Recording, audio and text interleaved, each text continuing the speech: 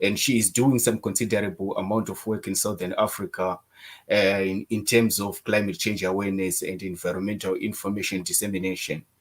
Welcome to the program, Unique. Thank you Would very, you? thank you very much. How are you? I'm doing very fine.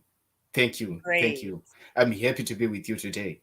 Would you like to maybe inform the audience about who you are and the kind of work that you do, and why climate change is so much an important topic to you? Thanks so much, Taku. It's such an honor to be invited to such an important conversation, especially talking about climate change. I think, first of all, hello everyone. My name is Unique Zimuto.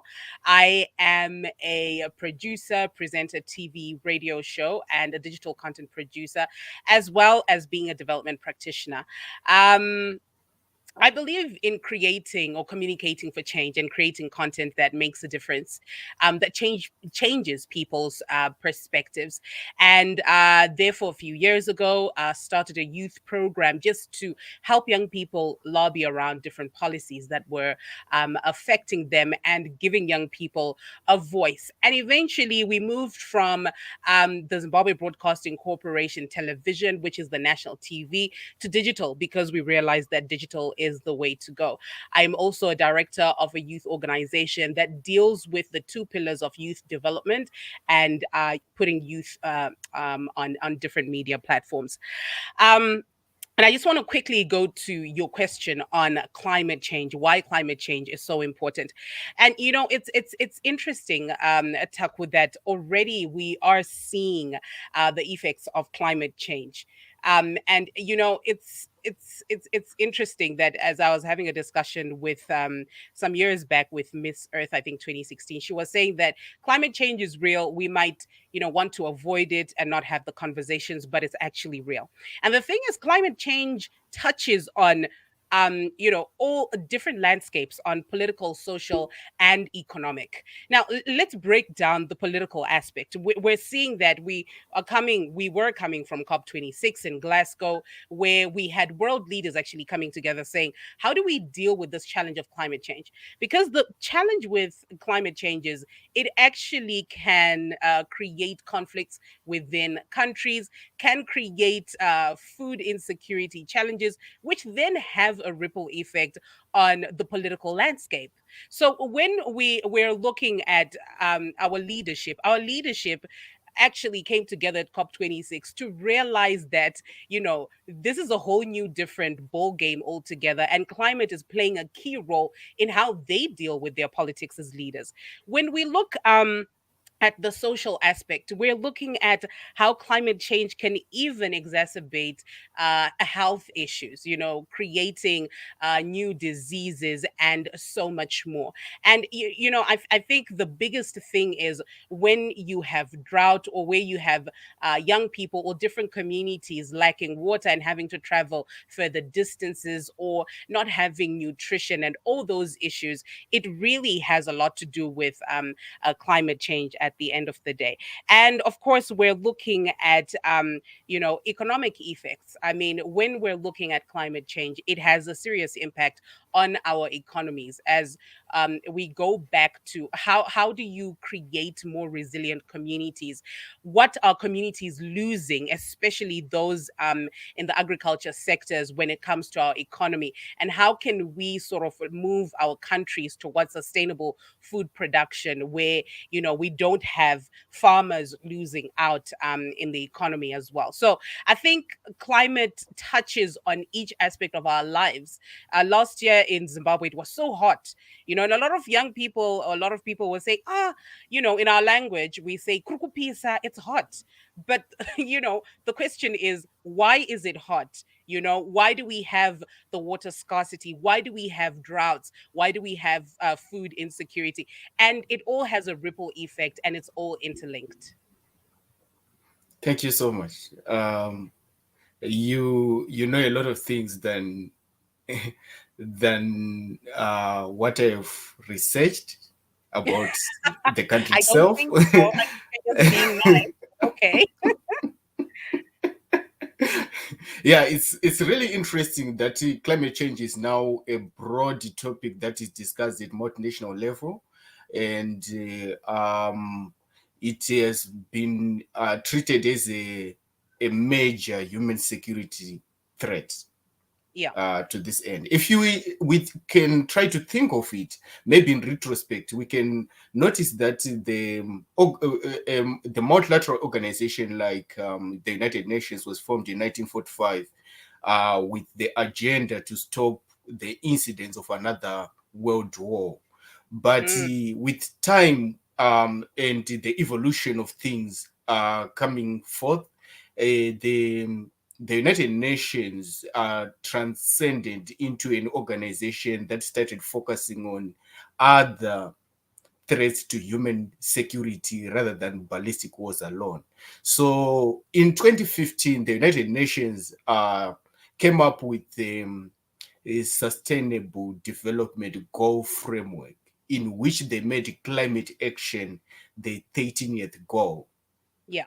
And if we can try even to look at it again, if you read the 2022 report on human security, it is mainly focusing on the effects of climate change and the impact of climate change. Yeah. And we can also find out that in every country, each government has come up with what we call a national climate policy.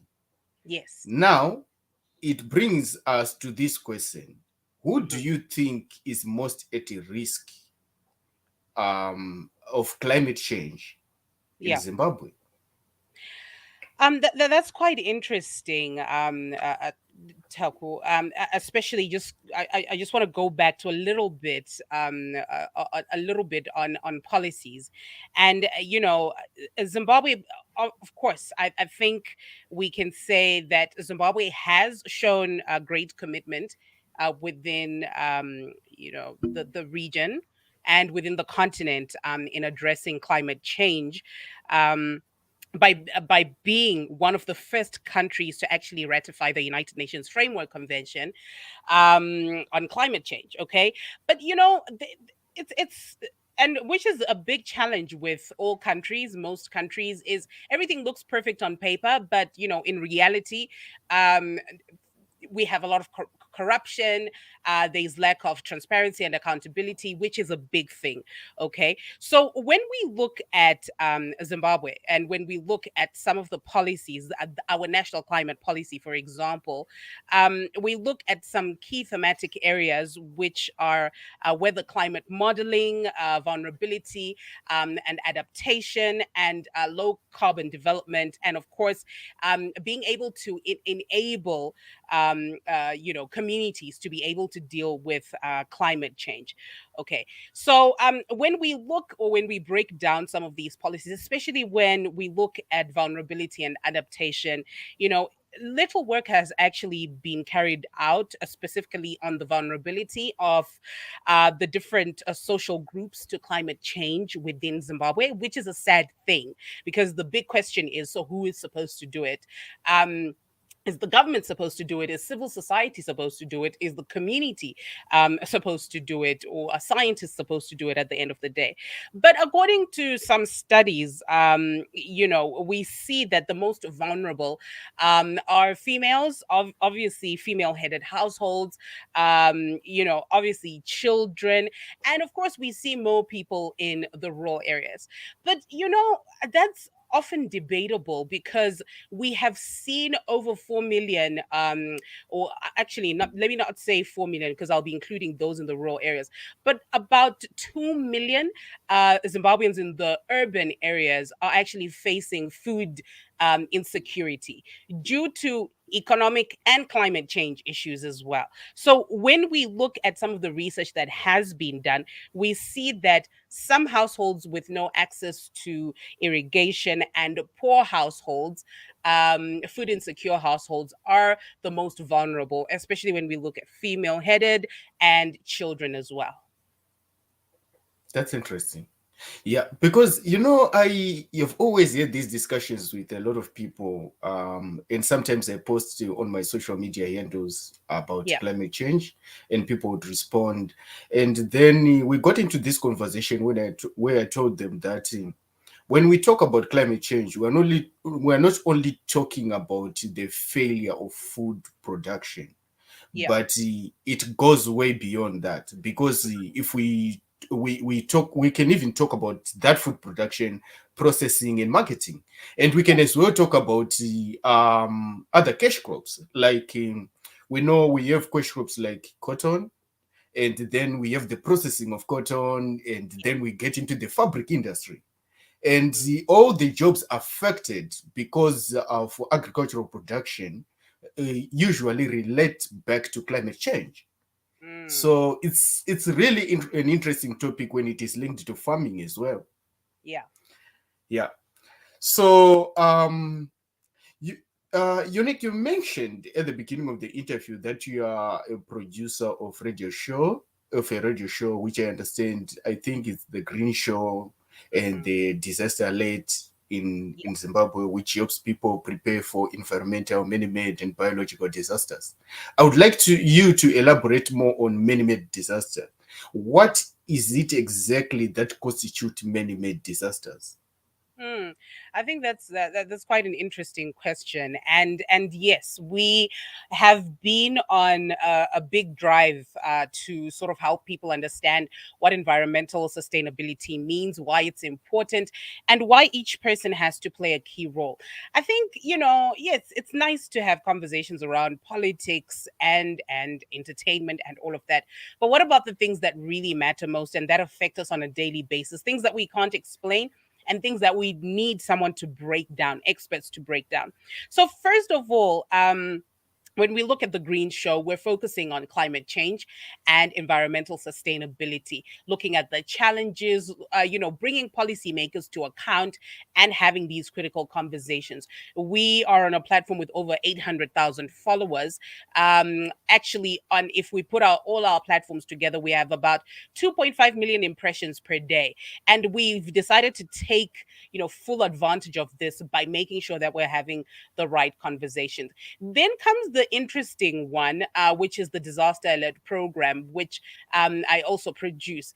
And what we realized is we ran a poll before we even started the program, and we were asking people, if a disaster was to happen, do you know what you could possibly do in that situation? A lot of people said no. I know back in the day when we were 8 years to about 12 years, there used to always be, I think, a monthly or a bi-monthly fire drill where they'll show you what would happen in a case of a disaster. But it doesn't really happen anymore. I'm not sure why. I don't know if it's an assumption that disasters are never going to happen. But obviously, we were proven wrong by COVID-19. So let's go to man-made disasters. At Taku, where we have an element of human intent, or possibly it could even be negligence or an error involving failure of a man made system. So we're looking at some of these being. A possible chemical spill, a hazardous a material spill. We're looking at explosions, or we're even looking at chemical or biological attacks. Okay, possibly a nuclear blast, train, plane, even bus accident. I mean, in Zimbabwe, if we had, I'm sure you remember one of those cases where we had a lot of people die on one bus accident occasion, and it was actually called a state emergency by a state of emergency by the president. We're also looking at groundwater contamination, where people can actually get their water, or even communities or vulnerable groups being threatened by extremist groups. These could be terrorist groups or anything like that. So we're basically looking at those being some of the main man-made disasters that we can look at. That's interesting. Um, it's really interesting to me because I learned one word this year, and the word is called anthropocene.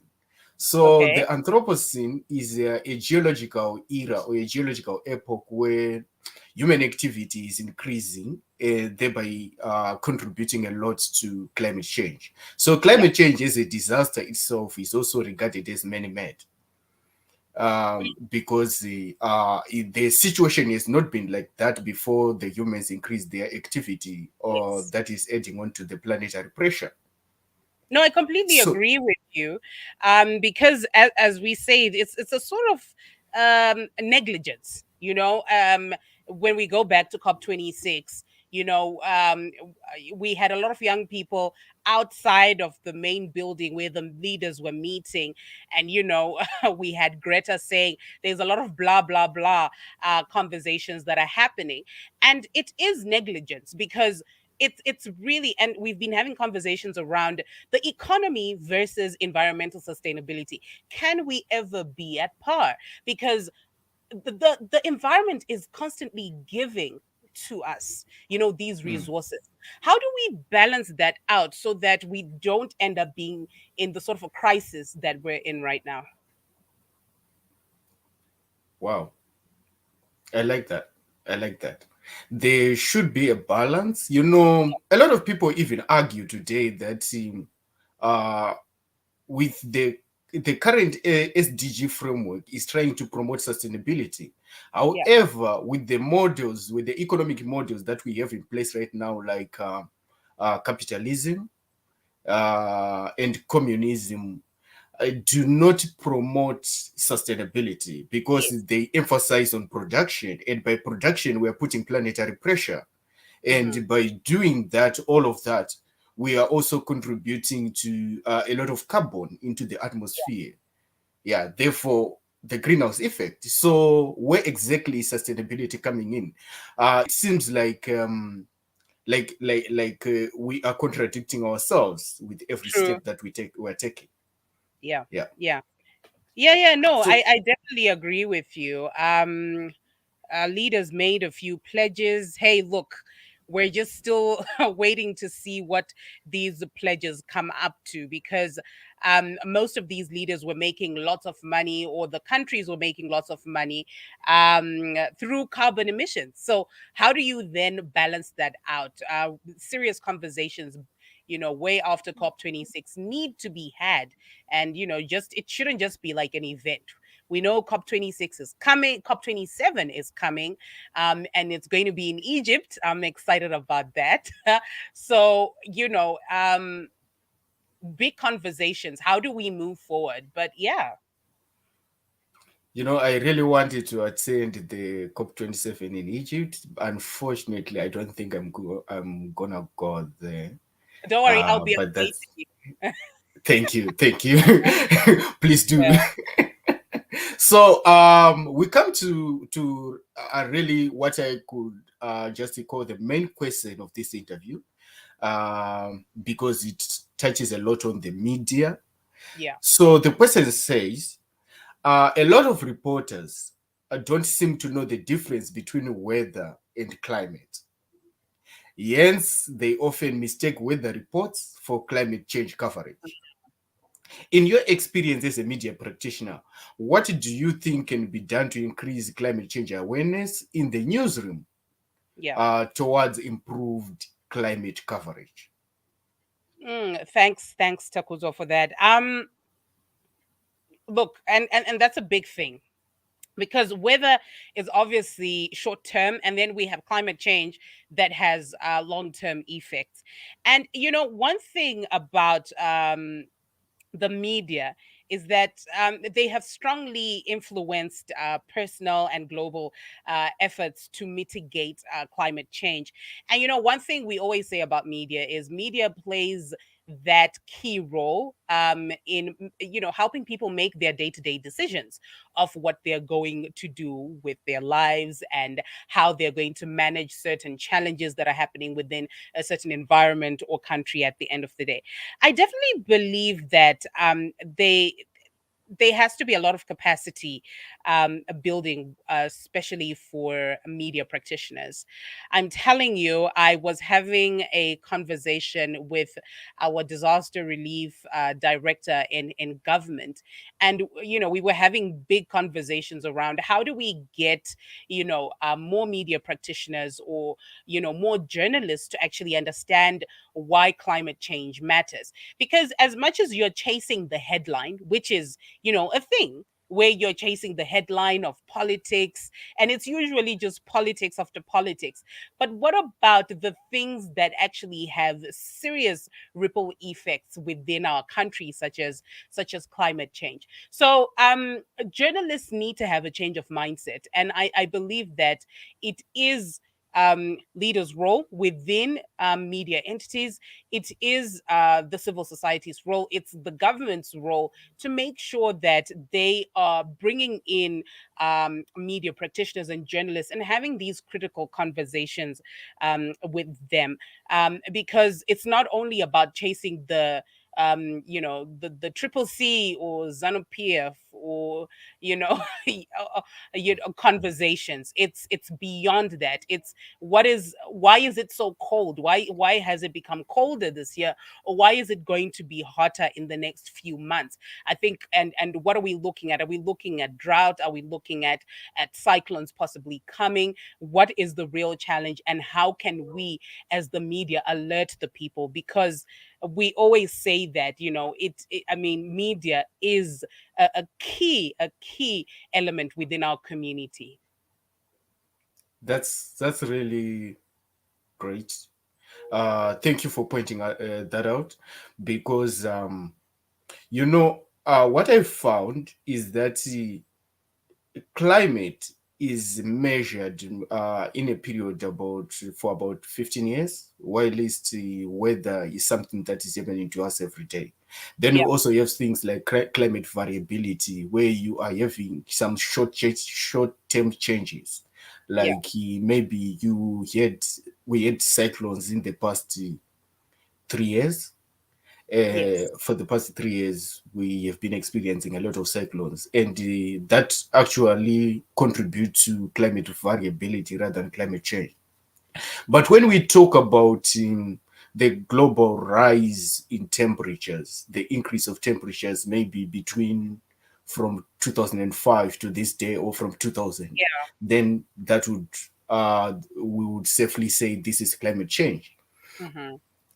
So my next question is okay, so while using multimedia is a form of climate change communication, there are some people using satire to disseminate climate change information.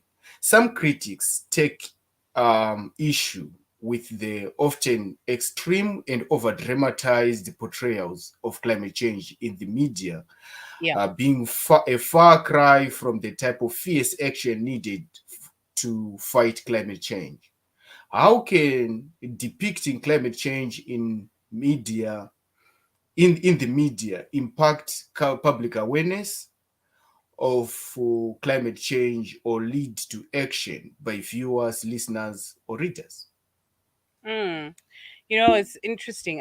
When I do my research around climate change or environmental sustainability, some would like to call journalism, social media, or media as a soft power. And when we're looking at it being a soft power, we do understand that, for example, we have the Arab Spring, um, uh, where we had, this big conversation on social media that then really turned things around.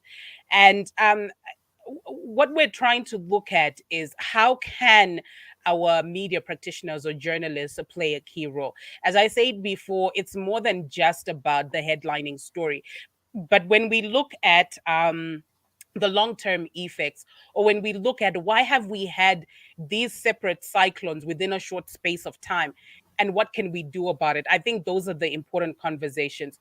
So the role of social media, or the role of journalists, we now have, what we call guerrilla or citizen journalists, and then we have, of course, the traditional media. We also have the socialite. So it's broken down into different aspects, Taku. And if media has influence on people's relative awareness, we can definitely make a difference. I can tell you, on a daily basis, when we're on our TV or radio platforms, we're always working on Google Analytics, trying to analyze what our audience is very interested in, trying to, figure out where their interests lie and what conversations they're having. I think it's very important that we become creative as people within the media spaces.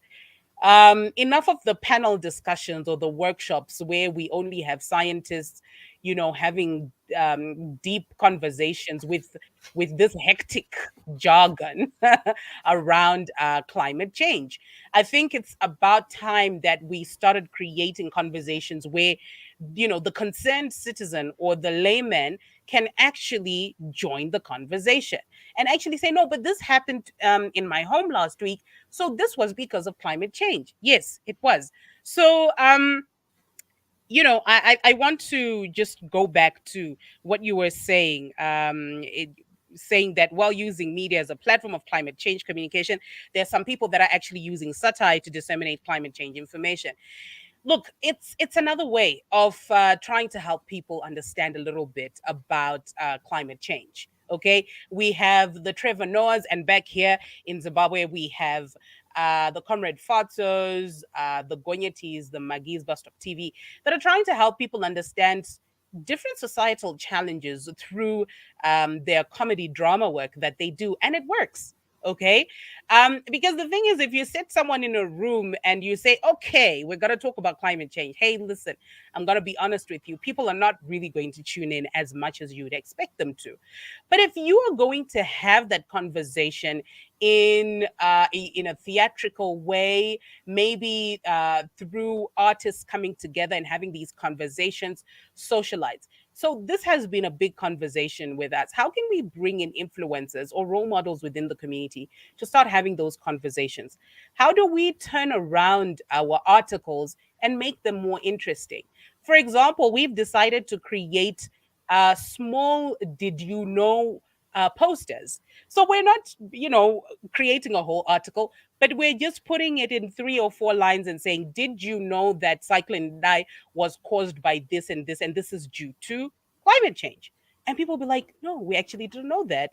So look, we're trying as much as possible. We even have fashion programs that are bringing in climate change through fashion. They're using recycled clothes to talk about the impact that everything that they do in the retail industry could possibly have an impact on in the fashion world as well. So look, it's really about creativity. And I think if you're just able to bring the message across, and someone is able to say, thank you, I now understand about climate change, and if you do it in the best creative way, then let's do what we can on social media and in our media companies to make that difference.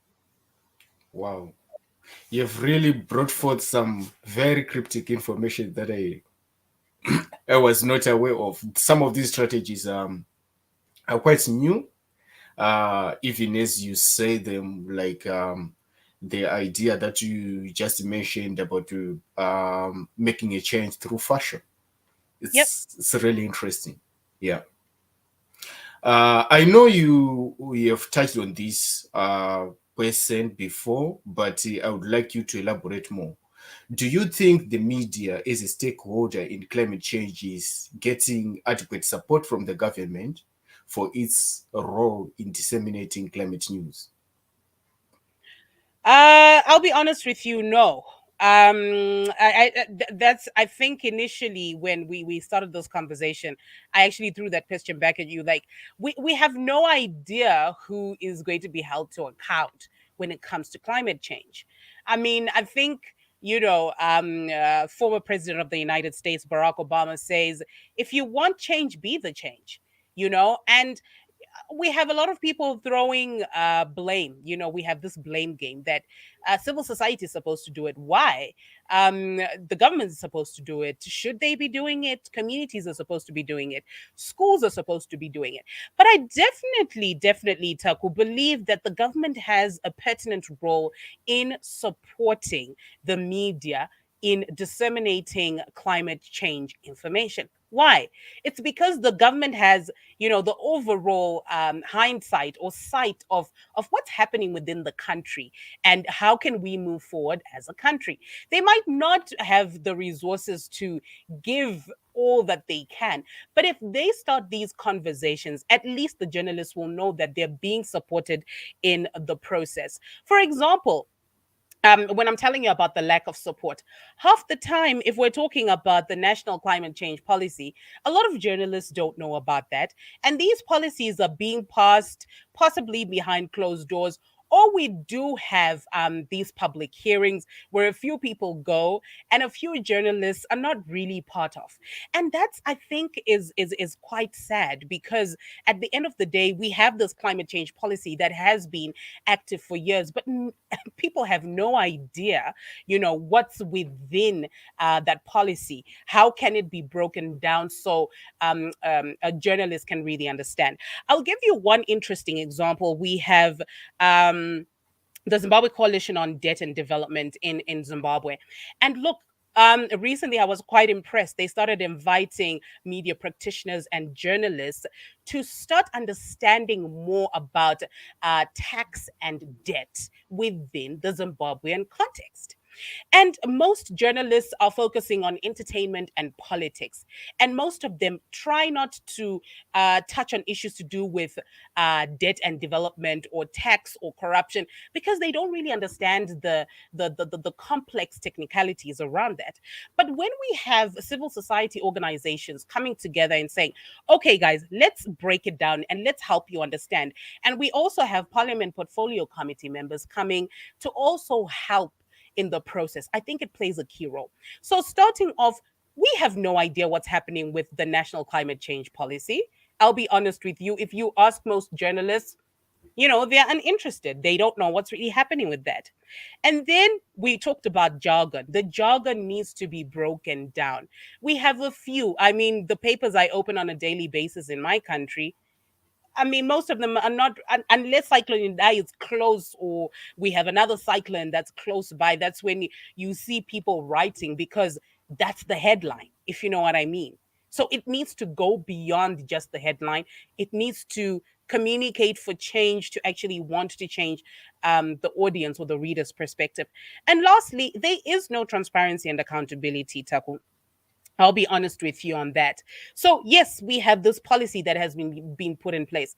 But now when you want to ask the right questions of this specific thing happened within this community and we have these challenges, or 3 years on after Cyclone Idai, what has been done? You get the director of disaster management and risk assessment in the government throwing the blame to someone else. How do you have conversations that build where there isn't any transparency and no one is being accountable? So, this thing, it confuses journalists a lot. And, there is no will to actually want to capacitate the journalist at the end of the day, because the journalist is going to ask the right questions. So if you're talking about climate change, what happened with Cyclone Idai? When we talk about disaster risk management, we still have people living in tents. Why is that so? And how can we mitigate these challenges? And how can we help communities adapt? No one wants to answer to that. So I think those are the three main issues when we look at policies being created behind closed doors, um, the jargon not being broken down, and no transparency and accountability when it comes to climate change. Yeah, that's very interesting. And saying that politicians should be accountable for what they do or say, is really interesting as well, because even if you look at the US, maybe during the Donald Trump administration, they pulled out of the Paris Agreement, and Yeah. by that, by more and more media reporting in that, it also tells an average citizen that climate change is not that important. Mm. And maybe that's the reason why it is also being treated as soft news Yeah. in the newsroom. So it's really interesting what politicians can do, and what kind of impact it can bring to Yeah. the overall population or the world at large, Yeah. because we are talking about a superpower, a, a really big country in the world with a lot of influence around the world. Mm. So that action alone said a lot in terms of the US position on climate change. But far from it being this very important topic that we need to focus on, that we need to understand, and that Yeah. we need everybody to bring in their action towards fighting it. So it's really interesting. So, to wrap up the interview, Unique, what are your top recommendations for the media in dealing with climate change, and why? So first of all, I think relevance matters. So when we're looking at the media dealing with climate change, it's important that you stay current and relevant at all times. So I mean, it's great to refer back to what happened back in the day, linking it, but it's always important to touch home, especially to audiences, to help them understand what we're dealing with at the present moment. So, for example, if we're getting into a drought, or if we're getting into winter where where the degrees are abnormal, or we're getting into summer, it's important that you stay relevant so that the audience is able to relate quickly to the conversations that you're saying. Because look, not everyone understands the technical aspects, but if you stay relevant with what's happening during that time, people are then more drawn to understand what you're saying. I think, secondly, getting straight to the point and being factual, as we all know that we have these very short 30 to 40-second videos to a minute that goes straight to the point. And in those few seconds, people understand. People don't have time anymore to, go through a 1 hour story or a 30-minute story. So maybe, you want to get straight to the point and be very factual. We know that there's a lot of fake news going around. As media, it's our key role to make sure that we're fighting fake news, especially when it comes to climate change. I think, um, as I said before, we played a key role in asking poll questions, Twitter poll questions, Facebook poll questions to our audience before we even started certain conversations. I think asking the right questions to our audience is very key, to understand where they're coming from and where they're going and some of their challenges. And of course, this links with engaging with them and talking to them and understanding where, their challenges lie, or what key questions they would have. And lastly, Takuzwa, I would say that finding concrete solutions with the different stakeholders plays a key role. I think, coming together as government, as civil society, as corporates, and having these conversations with our citizens is very, very important, where no one is left behind. Because at the end of the day, climate change affects all of us. Thank you so much. Um, Thank you so much, Unique, uh, for your precious time, being here and sharing this knowledge with us. And thank you so much for attending, everybody. And thank you so much, everyone, for tuning in on Facebook and our YouTube. And we hope to have you again in the next episode of Climate Change Leadership Series. Thank you. Thank you very So, much. Thank you, Taku. Brilliant conversations. And yeah, had so much fun. Thank you, everyone. thank you. So this brings us to the end of today's episode.